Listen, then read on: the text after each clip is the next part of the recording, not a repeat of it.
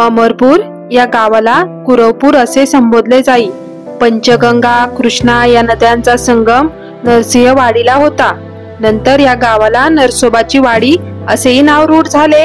या ठिकाणी नरसिंह सरस्वती जवळजवळ 12 वर्षे राहिले व आता त्यांच्याच नावाने सर्व लोक या गावाला ओळखतात। शंकराचे एक जागरूक देवस्थान अमरेश्वर या नावाने आहे व हेच गावाचे देवस्थान। या गावातील सर्व लोक नियमित देवळात जाऊन दर्शन घेत असत। गावामध्ये ठराविक घरी भिक्षा मागण्यासाठी रोज दुपारी श्री नरसिंह सरस्वती जात असत। त्यांच्या वेगळ्या अशा कुठल्याही आवडीनिवडी नव्हत्या।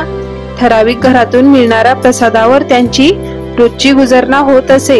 एकदा भर दुपारच्या वेळी भिक्षा मागायला स्वामी एका गरीब ब्राह्मणाच्या घरी गेले होते। बाहेरून आरोळी ऐकून घरातील तो ब्राह्मण बाहेर आला। त्याने अगदी नम्रपणे भक्तीने स्वामींना नमस्कार केला। त्यांना देण्यासाठी त्या ब्राह्मण पत्नीने घरातील भाजी भाकरी आणली व स्वामींना आदराने दिली। तो ब्राह्मण गरीब होता। अपुऱ्या भिक्षेने कधी कधी त्याला उपवास घडत असे। अशा वेळी ब्राह्मण त्या घरी असलेल्या घेवड्याच्या वेलावरील शेंगा काढून त्याची भाजी ब्राह्मणाची पत्नी करत असे व ती भाजी खाऊन तो ब्राह्मण व त्याची पत्नी आपली भूक भागवून दिवस घालवायचे। स्वामींनी तो छानसा घेवड्याचा वेल पाहिला। जाताना अंगणात पसरलेला तो वेल स्वामींनी मुळापासून उपटून टाकून ते निघून गेले। उपटलेला वेल पाहून ब्राह्मण पती पत्नीला दुःख झाले। वेल उपटला गेल्यामुळे त्या दोघांनाही काही सुचत नव्हते।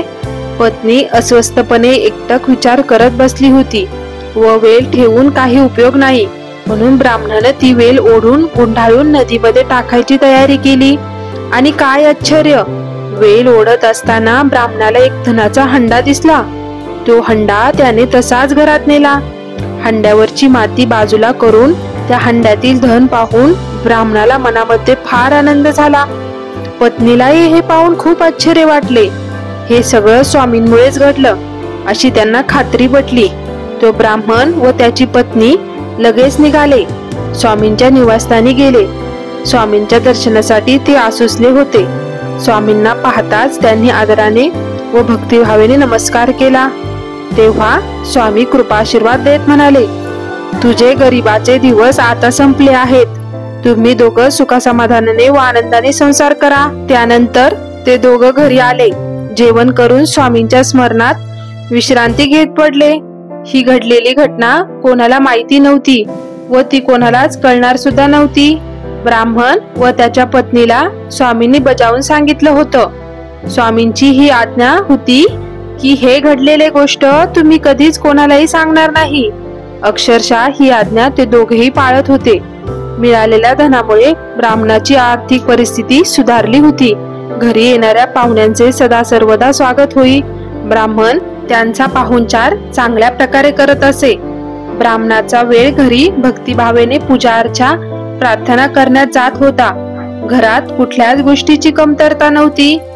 दोघेही जास्तीत जास्त दान धर्म करत होते। ब्राह्मणाचा हा सद्गुणी शिष्टाचार शेजाऱ्या पाजाऱ्यांना दिसत होता, पण ही आतली गोष्ट कोणाला कधीच कळाली नाही।